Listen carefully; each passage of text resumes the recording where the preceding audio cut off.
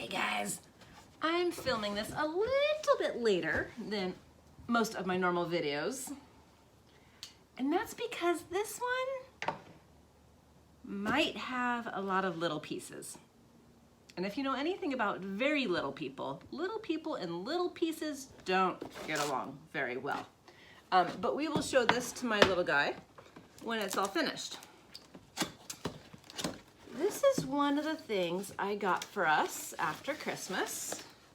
And it says it is a giant ant farm. Basically, I think that just means it's not really itty bitty like a lot of the other ant farms that I saw. And I have never, ever done anything with an ant farm before. So this is all very new to me. This month, we're learning about responsibility.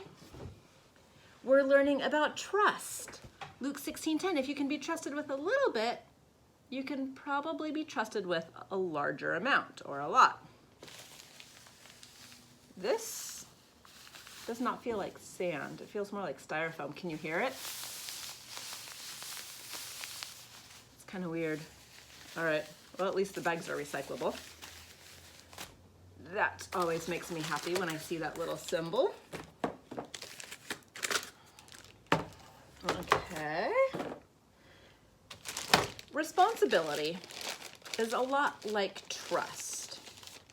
If you can be trusted with a little bit, you can probably be responsible with a little bit. And trusted with a lot, responsible with a lot. But the thing about responsibility and trust and life in general is it usually has some rules or instructions that we have to go along with. Oh, yep, there's the Spanish. All right, we definitely want to read the English. Although it does have pictures. Okay. Step number 1, take everything out of the plastic. I will continue doing that. Rules. Part of life, part of being responsible, is playing by the rules. Oh, it's even got a background scene for the ants that don't know what that is. All right, so that's the bottom. And there's the top.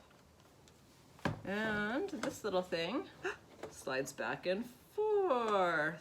That must be where they get their food and air from. All right. And I've got a pointy green thing and a tube. The rules for life.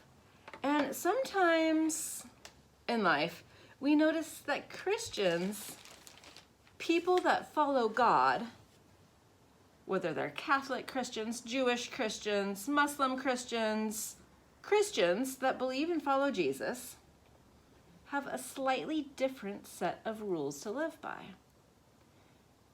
Our first rule was love God and love others. Our second rule was sharing. That was the guy with the big barn. This last Sunday is where we learn our rule of, whoa, move the chair, move the camera. Did not mean to do that. Working hard.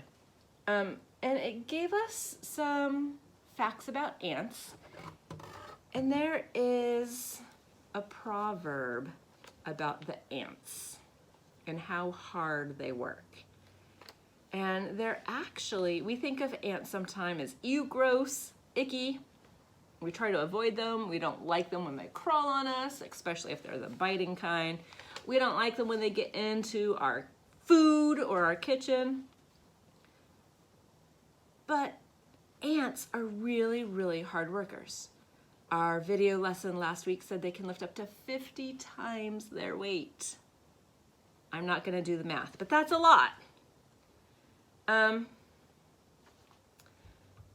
when I bought this, it told me I had to order the ants separately. I did that. And then they said it usually takes 2 to 5 weeks.